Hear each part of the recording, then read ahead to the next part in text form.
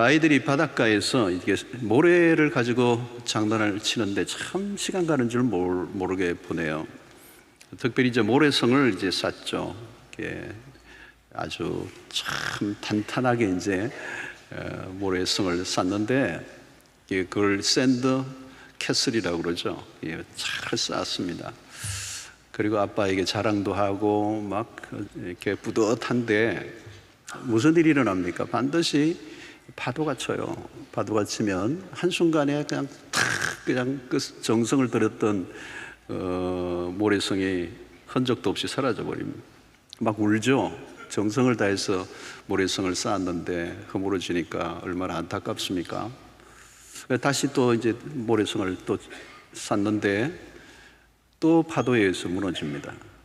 쌓고 무너지고 쌓고 무너지고 그러면서 아이가 발견을 해요. 아, 모래성은 이렇게 허물어지는 거구나. 그러면서 즐기기를 시작해요. 모래성을 꼭 내가 이렇게 견고하게 짓겠다. 그건 불가능하다는 걸 깨닫는 거죠. 그러면서 모래성은 무너진다. 이제 이걸 깨닫는 겁니다. 자, 여러분, 우리가 인생을 살아가면서 이 아이가 어릴 때 체득한 것을 우리가 못 깨닫고 살 수 있습니다. 우리가 허물어질 수밖에 없는 모래성을 쌓고 있을 때가 많아요. 많은 사람들이 일평생 열심히 일을 합니다. 그리고 뭔가를 이루고자 합니다. 또 바쁘게 살죠. 스케줄이 꽉 차여 있고 그러다 보면 어떤 걸 성취하기도 합니다. 또 남들이 말할 때 성공이라고 말하기도 하죠. 그런데 한번 질문해 봐야 되죠. 과연 이게 혹시 모래성은 아닌가 하는 거죠. 모래성은 아닌가. 내가 애써 이룬 것인데 한순간 흔적도 없이 사라지고 말 것은 아닌가 하는 거죠. 산산성의 예수님이 모래 위에 지은 집을 얘기했습니다. 한순간 이게 사라져버리는 거거든요. 쌓아 올리는 데는 시간이 오래 걸리지만 무너진 것은 한순간입니다. 어떤 사람은 자기의 이름을, 명예를 내기 위해서 일평생을 살아요. 근데 누가 그걸 기억해 주냐고요. 아무도 기억해 주지 않아요. 아무리 유명해도 조금만 한 세대만 지나가면 몰라요. 아무도 몰라. 그런데 나는 거기에 생명을 걸었단 말이죠. 권력을 잡기 위해서, 명예를 쌓기 위해서, 성공을 위해서 막 했는데 아무도 기억해 주지 않는, 마치 모래에 이름을 새긴 것 같아요. 파도만 한번 지나가면 사라져 버릴 거. 아니, 자기 자식 때도 기억해 주지 않을 것을 누가 기억을 해 주겠습니까? 그런데 그 모래성을 인간이 쌓고 살아간다는 것입니다. 자, 오늘 본문에는 부자 이야기가 하나 나오는데요. 짧은 얘기지만 우리의 인생이 잘 담겨 있는, 그리고 교훈을 주는 메시지입니다. 한 사람이 예수님에게 찾아왔어요. 그런데 찾아온 이유가 부모의 유산 문제를 가지고 형제 간에 갈등이 있었던 것 같습니다. 13절에 보니까 무리 중에 한 사람이 이르되 선생님, 내 형을 명하여 유산을 나와 나누게 하소서 하니 그랬어요. 아마 형이 좀 더 많이 무리하게 가져가려고 했던 것 같아요. 그러니까 동생이 이거 좀 나누어 가시면 좋겠는데 이게 내 힘으로 안 되니까 좀 도와달라는 거죠. 뭐 예수님에게 찾아왔는지를 알 수 없지만 여러분, 동서고금을 막론하고 이 유산의 문제는 2000년 전이나 지금도 동일합니다. 그죠? 형제 간에도 돈 문제가 끼면 당장 심각해집니다. 형제가 누굽니까, 여러분? 이 세상에 형제보다 더 가까운 혈육이 어디 있겠습니까? 그런데 그 형제 간이라도 돈의 문제가 끼어들면 심각해져요. 그러니까 우리의 삶이 참 부실합니다. 뭐 겉으로는 굉장히 뭐 이렇게 연결되어 있고 좋아 보이는데 이 돈이 하나 탁 끼어들면 그 혈육의 형제도 이게 깨지는 거예요. 돈이 개입되면 무슨 일이 일어나는지 모릅니다. 예수님이 이제 이 사람이 찾아온 의중을 파악하시고 비유로 이제 얘기를 하세요. 그게 오늘의 얘기입니다. 16절에 보니까 또 비유로 그들에게 말하 이르시되 한 부자가 그 밭에 소출이 풍성하매, 부자가 등장하는데 그 밭에 소출이 풍성하다는 거, 풍작을 이뤘다는 거. 요즘 우리로 치면 대박이 난 거예요. 자, 그 부자가 결정한 것은 더 큰 창고를 짓기로 한 겁니다. 18절에 보니까 또 이르되 내가 이렇게 하리라. 내 곡간을 헐고 있던 곡간을 창고를 헐어버리고 더 크게 짓고 내 모든 곡식과 물건을 거기 쌓아두리라. 자, 여러분 여기에 보면 더 크게 곡간을 짓겠다는 겁니다. 더 크게라는 말이죠. big 아니면 great 아니면 mega, 요즘 메가라는 단어를 많이 썼는데 크게, 그죠? 그러니까 자신이 가진 재산을, 늘어난 재산을 관리하기 위해서 창고를 확장한 것은 나쁘지 않아요. 여기에서 뭐 크게 지적할 것은 없습니다. 어떻게 보면 당연해 보여. 뭐 자기의 재산을 관리하는 거니까. 자, 그런데 그 다음에 나오는 구절을 보십시오. 19절에 또 내가 내 영혼에 이르되 영혼아 여러 해 쓸 물건을 많이 쌓아뒀으니 평안히 쉬고 먹고 마시고 즐거워하자 하리라 하되 그랬어요. 자, 창고를 크게 짓고 난 다음에 행동입니다. 편안히 쉬고 먹고 마시고 즐기자.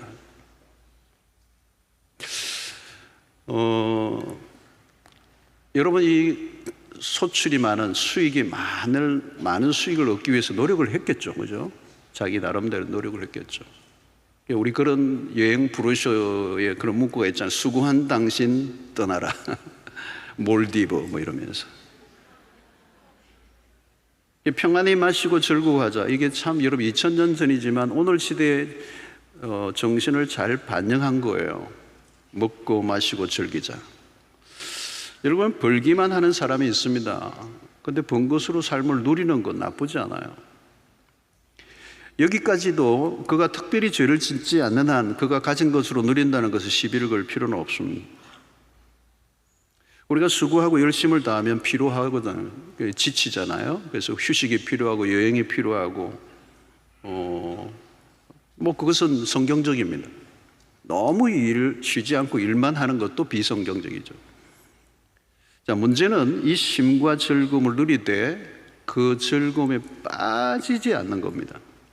15절에 그들에게 이르시되 삼가 모든 탐심을 물리치라. 사람의 생명이 그 소유에 넉넉한 데 있지 아니하리라 하시고, 주목하는 것은 이 탐심이라고 하는 겁니다. 탐심. 삼가 모든 탐심을 물리치라. 탐심, 탐욕이라고 하는 거예요. 자, 여러분 이게 결국은 그냥 창고를 크게 지은 게 아니고 그 안에 탐심이 있었다는 거예요. 그죠?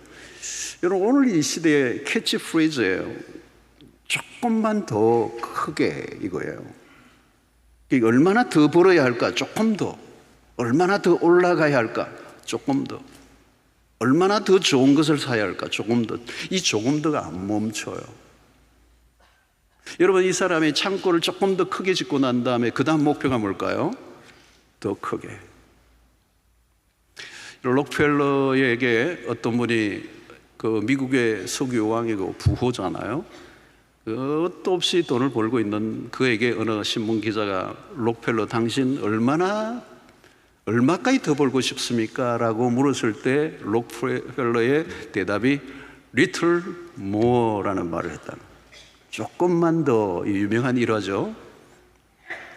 여러분 조금만 더라는 것이죠. 이게 탐욕으로부터 출발됐다는 거예요. 창고를 크게 짓는 게 나쁘지 않아요. 근데 그 안에 탐심이 있었다는 거예요. 자, 여러분 이 탐욕의 그 이면에 뭐가 있느냐? 불안함이 있어요. 불안함. 이 불안함을 거슬러 올라가면 에덴 동산까지 가죠. 왜냐하면 하나님을 떠난 인간의 내면에 생긴 불안이기 때문에. 하나님의 공급과 하나님의 보호 속에 있었을 때는 이 불안이 없었어요. 두려움이 없었어요. 근데 하나님을 떠나는 순간 인간은 불안해지기 시작해요. 내가 나를 책임져야 된다고 생각하니까 어떻게 해요? 계속 뭔가를 지켜내려고 해야 돼요. 움켜쥐는 거죠. 그러니까 이게 여러분 버는 것도 힘들고 지켜내는 것도 어려운 거잖아요. 항상 내면의 불안증을 갖고 있고 그 불안이 커질수록 창고는 더 견고해져야 되고 더 커져야 되는 거예요. 잃어버리지 않아야 되니까. 근데 더 큰 창고를 짓고 나면 그 안을 어떻게 해요? 채워야 되잖아요. 그 채워지는 과정에 불안이 있는 겁니다. 그러므로 물질 중심의 삶은 아무리 노력해도 부족함을 느끼고 결핍을 느끼고 채워지지 않는다는 거예요.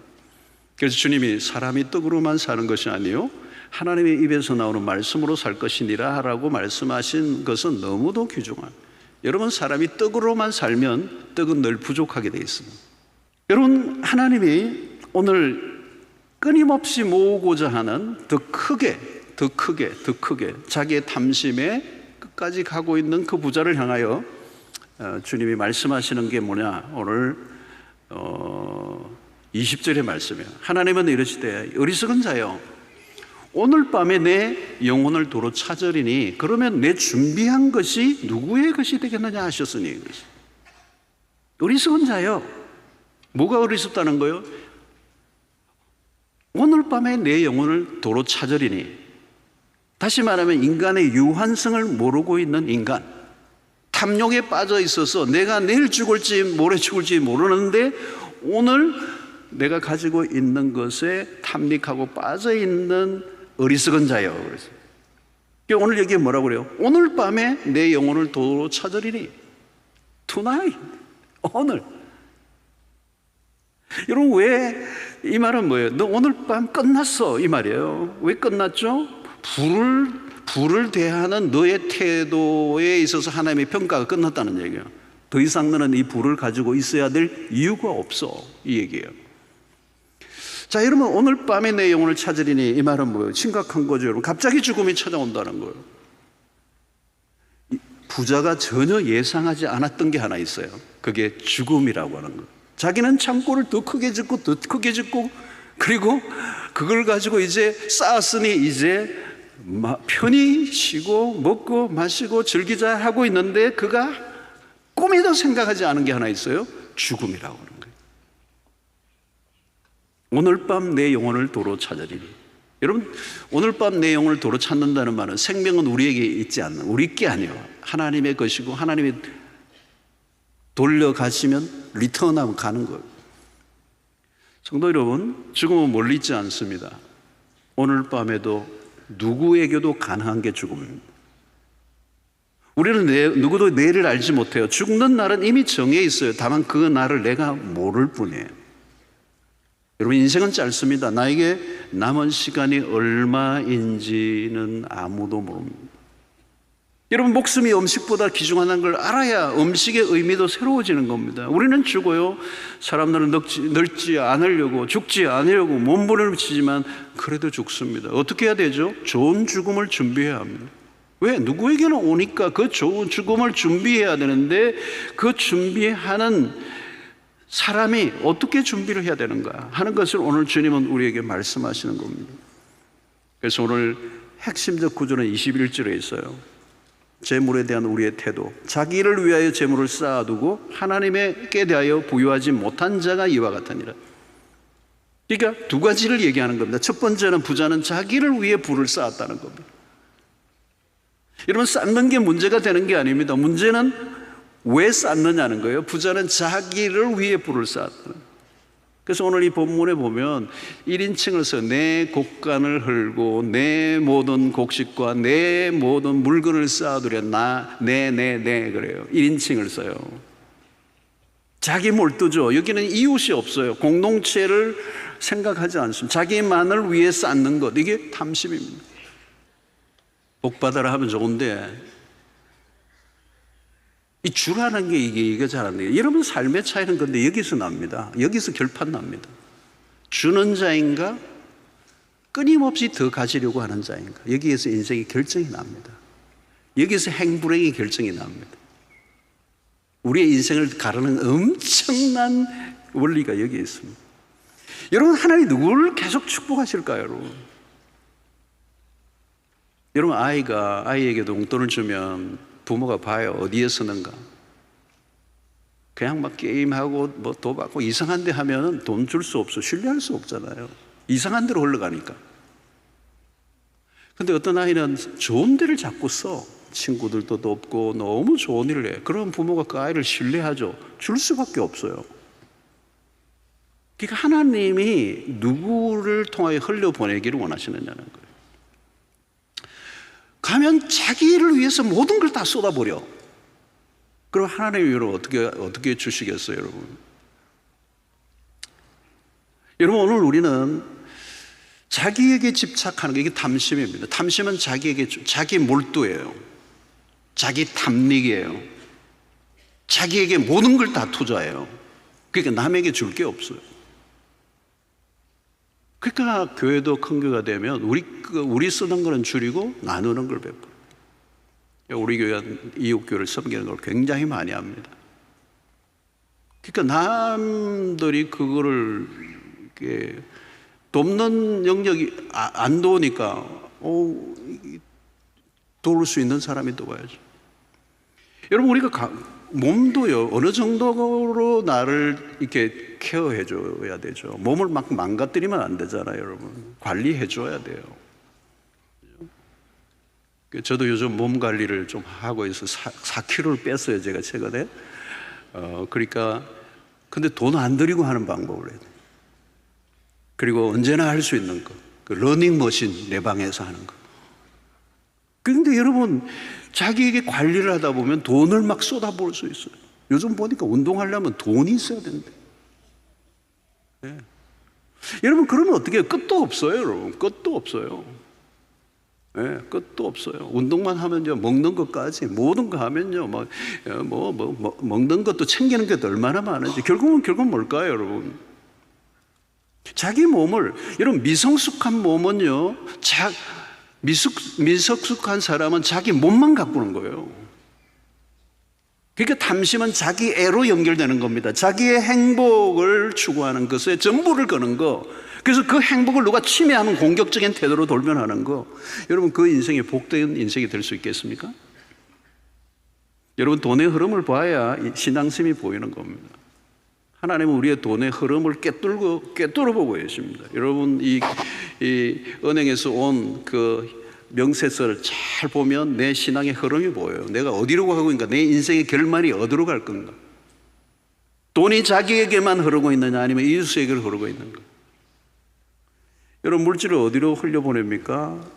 여러분, 나누는 삶은, 오늘 성경이 말하는 나누는 건요, 일회성이나 즉흥적이나 이런 게 아니에요. 계획을 세우고요, 주기적이고 체계적이고 지속적이어야 돼요. 그러니까 이 탐욕과 싸워야 되는데, 이 탐욕을 이기는 길은 딱 하나밖에 없어요. 끊임없이 나누는. 그 나눌 때, 내가 가지고 있는 것을 희생하며 나눌 때에 내 안에 있는 탐욕의 기운이 빠져나가는 거거든요. 이 탐욕의 기운이 잘 안 빠져요. 그런데 나눌 때, 그리고 지속적으로 반복적으로 계속 나누다 보면 이 탐욕의 그 힘이, 기운이 서서히 힘을 잃어버리는 거죠. 그리고 끌어모으는 모드에서 나눔의 모드로 바뀌는 일상이 되는 거예요. 그때 가장 그 삶을 하나님이 기뻐하시는 이 상태로 이제 우리를 인도해 주시는 거죠. 두 번째, 오늘 여기 볼 것은 21절을 다시 보면, 자기를 위하여 재물을 쌓아두고 하나님께 대하여 부유하지 못한 자가 이와 같으니라. 하나님에게 돈은 많은데 하나님에 대해서 부유하지 못한 자라는 거죠. 하나님에 대해서 부유하다는 말은 뭘까요? 우리의 모든 부가 자기 자신에게 집중되지 않고 하나님에 대하여 집중해야 된다는 거예요. 그래서 돈을 벌 때도 하나님을 생각해야 되고, 돈을 모을 때도 하나님을 생각해야 되고, 돈을 쓸 때도 하나님을 생각해야 되고. 자, 그러려고 하면 에베소서 15절 17절, 그런즉 너희가 어떻게 행할지를 자세히 주의하여 지혜 없는 자같이 하지 말고 오직 지혜 있는 자같이 세월을 아끼라 때가 아니라. 그러므로 어리석은 자가 되지 말고 오직 주의 뜻이 무엇인가 이해하라. 여기서 어리석은 자가 되지 말라는 거죠. 그러려고 하면 주의 뜻이 무엇인가를 이해하라는 거예요. 자, 여러분, 하나님의 뜻을 계속 묻는 삶입니다. 그 하나님의 뜻을 묻는 삶은 결국 어디로 가는가 하면, 우리의 삶이 모래성을 쌓는 것이 아니고 영원한 것을 추구하게 만드는 거예요. 그러니까 모래성을 짓지 말아야 될 이유는 뭘까요? 모래성이란 아무런 의미가 없는 거예요, 결국은. 그죠? 수고했는데 아무 의미가 없는 거예요. 다 사라져. 흔적도 없이 사라져.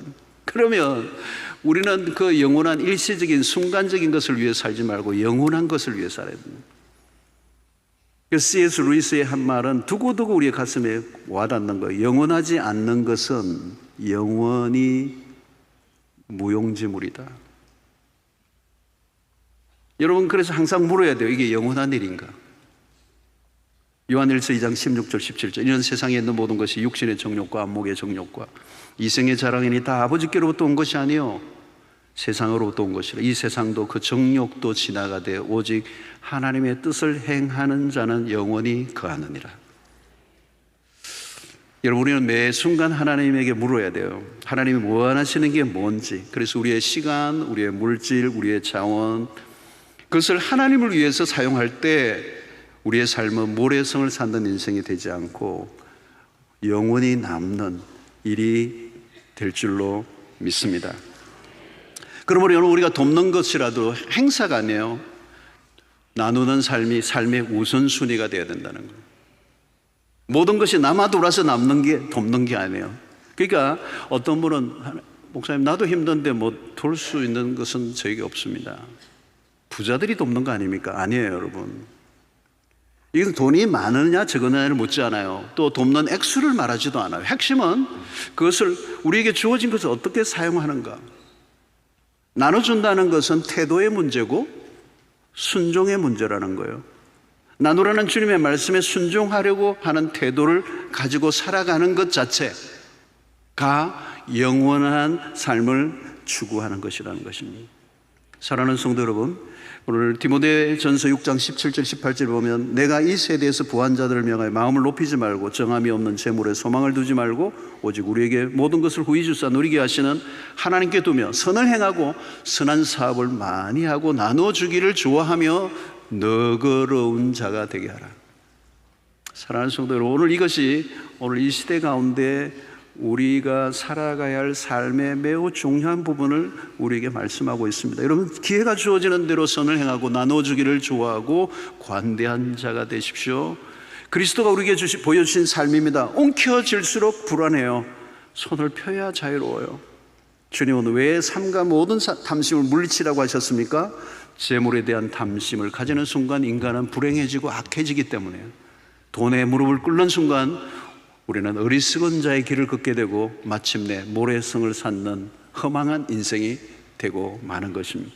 자, 바울의 메시지 구절을 하나 읽고 우리는 이 설교를 마치고자 하는데요. 고린도서 6장 9절로 10절에 보니까 무명한 자 같으나 유명한 자요, 죽은 자 같으나 보라 우리가 살아있고 징계를 받는 자 같으나 죽임을 당하지 않고 근심하는 자 같으나 항상 기뻐하고 가난한 자 같으나 많은 사람을 부유하게 하고 아무것도 없는 자 같으나 많은 사람을 아무것도 없는 자 같으나 모든 것을 가진 자로다.